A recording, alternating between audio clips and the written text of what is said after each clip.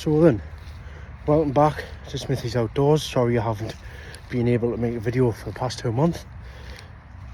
Work's been dramatic yet again. Too much stuff to do and not enough time to do stuff. So what I'm going to show you is one of the subscribers asked, can you do a video on how to start a fire? So I says yes, we'll do a video on how to start a fire. So I says I'll show you the materials that you would need, where to collect it from, and that sort of stuff. I have got asthma and it's really killing us at the minute, so I had to bring me in here and find it. The terrain I'm in, there's loads of mud, so I need some good boots. Let's just spin these around if I can. I can't at the minute. So, deadfall. That's what you need, deadfall. And what you find in deadfall is fat wood, usually in the limbs. I can't take this one off at the minute. Hold on. Can't at the minute. I don't have a saw with us. So what you find in the limbs is, I'll just show you here, is the heart of the wood. You usually find inside it fat wood, which is all the natural material out of the pine tree. Is that how you get fat wood? So what happens when the tree dies, all the fat wood goes down to the base of the tree, to the roots, harbours all the oils to make the fat wood, and obviously try and keep the tree alive. The next tree I'm going to show you is called silver birch. So when I get closer to it, so I don't fall on my bum, because that's what's absolutely going to happen here, and I'm not going to be liking it, is another natural material of where it holds all the oils, natural oils for fire making. So when I get to the next tree, I'll show you what I mean, and hopefully I can spin you around. Then I've already got the materials in my bag off the last trip, so I'll show you the tree, then we'll go and show you how to start a small fire. I have got some hot chocolate with us and some water, but at the minute I've got very little time, so I don't know if I can set a fire at this present time. So I'll get to the next tree and I'll show you. I'll bring you right back. So then, the next tree that I was mentioning is a silver birch. This is your silver birch, or poly birch. There's a few trees of silver birch around where I live. Little habitat or woodland. And what you do is you peel off the birch, and it's got loads of oils in, natural oils, to start a fire. At the minute, it looks like someone has took loads off this. That's called debarking. It actually kills the tree off. So you shouldn't do it. Only do it on deadfall, which you get more for your money. You know what I mean by that. So that's the poly birch. That's the leaves you need to find. Obviously they're dying off now, it's coming into winter. What we'll do is we'll go to the base and I'll show you how to start a fire. See you soon. So as you all know, I've just come from that woodland there where there's pine trees. I've just been to that woodland there where there's birch. So now what we'll do, we'll go to a little camp, which is this way. We'll get the materials that we need and show you. Like I said, I've already got the materials in my bag, so I'll show you how to start a fire from the materials I've got. I'll bring you back when we get there. Right then, so I'm just behind the camera setting up. First of all, the wound of the day, I've cut myself, it's bleeding. So, knives are sharp, so you've got to be careful. Right then, I had a disaster today. I cut my thumb on the knife. Wasn't the one I used in the video, but it was like a Mora and I literally stuck the tip straight in my finger and it did not bleed. So, what an absolute nightmare we've had today. So, I managed to bring back the material that we need. I also had the birch bark, and if I've left anything on the field, and if you find it, you can have it, right? A freebie. No doubt I probably have. No, I haven't, so all good. So, what you will need, how to start, well, yeah, we'll call it how to start a fire. So basically, your lad and doves in my local branch at Shields had asked us, how do you start a fire? So, I was telling them how you start a fire.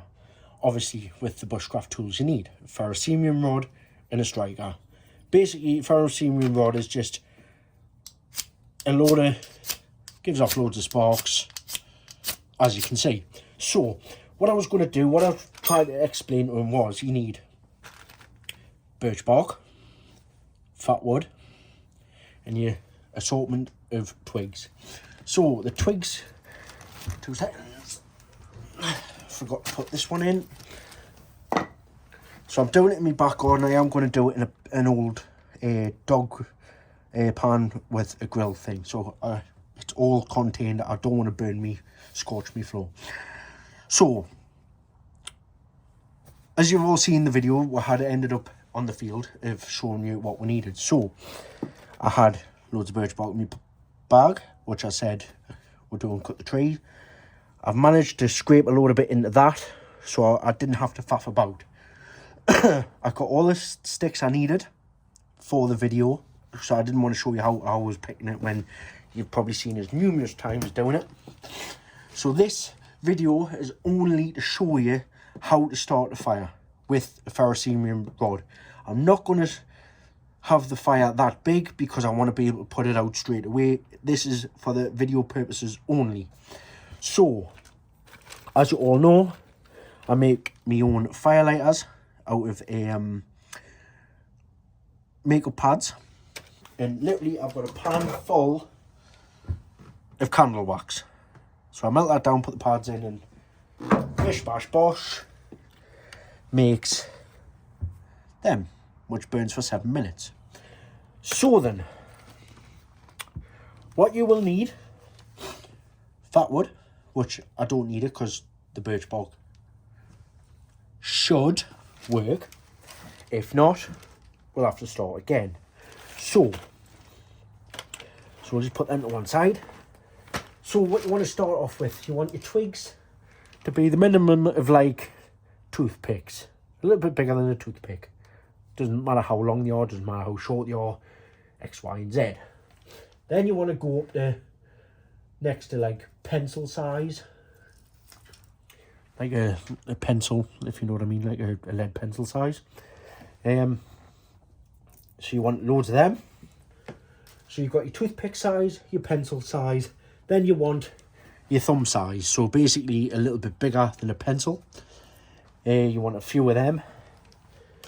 Then when it gets it really going, obviously you start off with your tinder. Sorry, I'll do it again. With your tinder,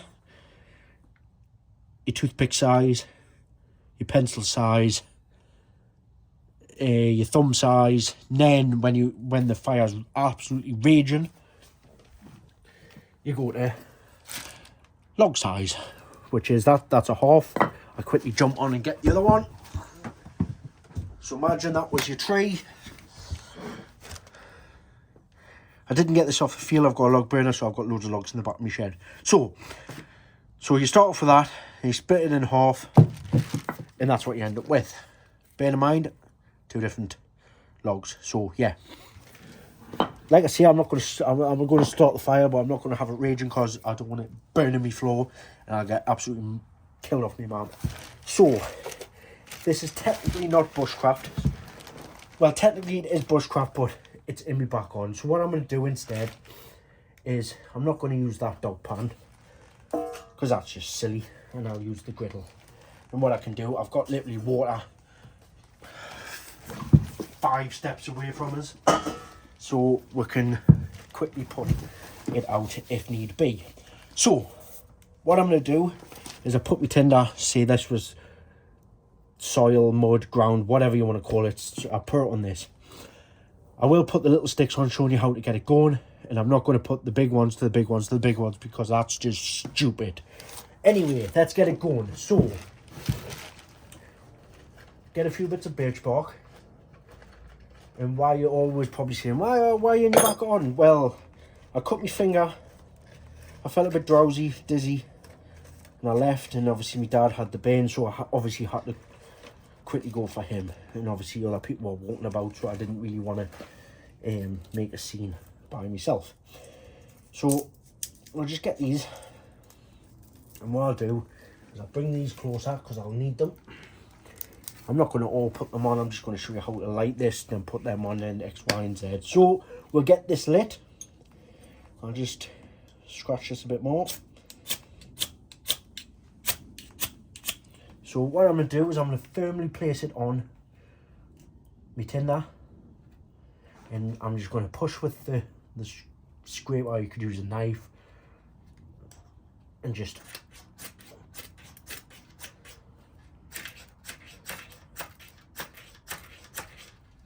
scrape it if I can get it closer.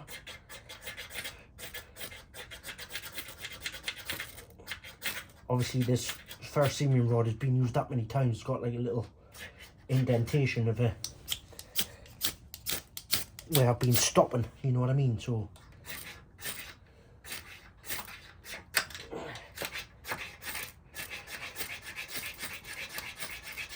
there you go. And what you would do is get these bits just like that, get the fire going as quick as I can. Like you can all see. Then what you would do, it's gone out. Great. Oh no. Just use a bit more. Get it going. Just a little bit more.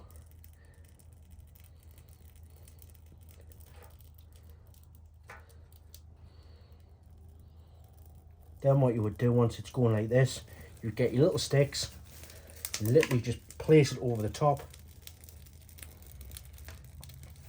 Like so.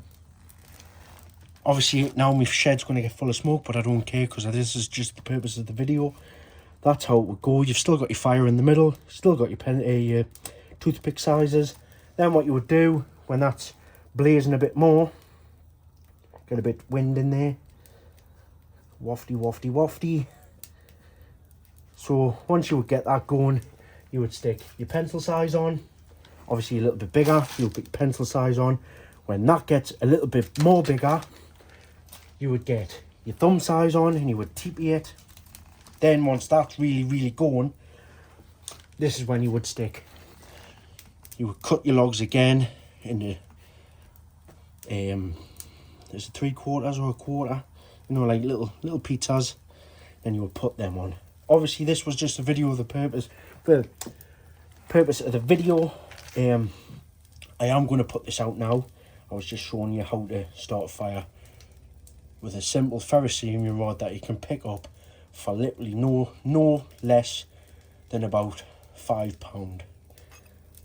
So further on that note, I'm going to let you go, and if I don't see you before Christmas, have a good one. Hit the subscribe button, like and share, and we'll see you on the next one.